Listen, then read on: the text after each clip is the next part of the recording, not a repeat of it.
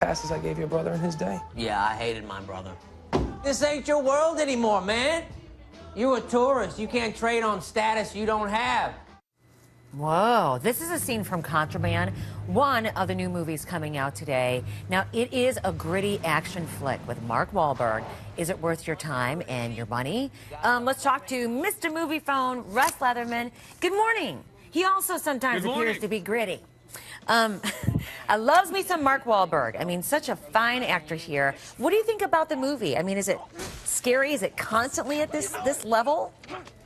Is it always crazy? Well, sort of. You know, this is an action thriller. Mark Wahlberg plays a guy who's a smuggler. He's trying to get out of the game because he's got a family and some kids, but he just can't get out. He's got to do that one last job. It's that sort of movie.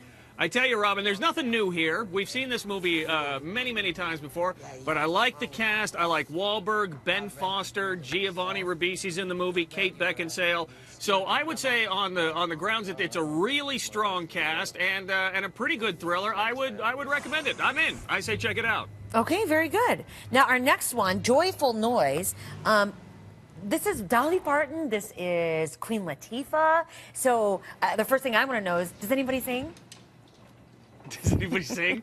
There's a lot of singing. There's a lot of singing going on in Joyful Noise. And you have a small-town choir who's vying for a national championship, but you got these two feuding stars played by Dolly Parton and Queen Latifah. And so there's no way they can win until a young man shows up and kind of shakes the choir up.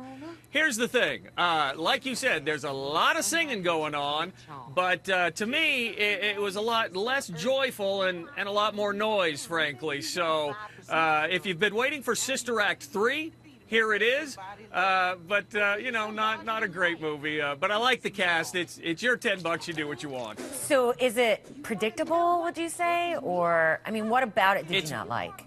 Well, it's very by the numbers. That's exactly right, Robin. It's very predictable. It's very cliche. It's just sort of corny.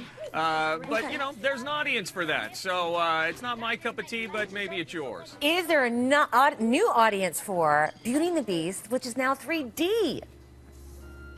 Yeah, that's a good question. You know, this is one of the Disney classics, Beauty and the Beast. Well, I think we all know the story, and we probably all love the movie. With the success of Lion King, we knew that this was coming, the 3D re-release of Beauty and the Beast.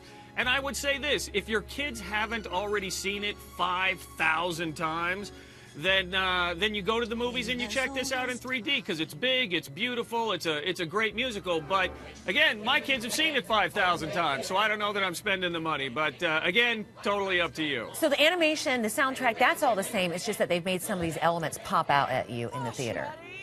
Yeah, that's exactly right. Now you have the candlestick kind of poking out at you like I'm doing right now. So yeah, I would say it's great. It's great, but it's expensive. So you're gonna have to make the call.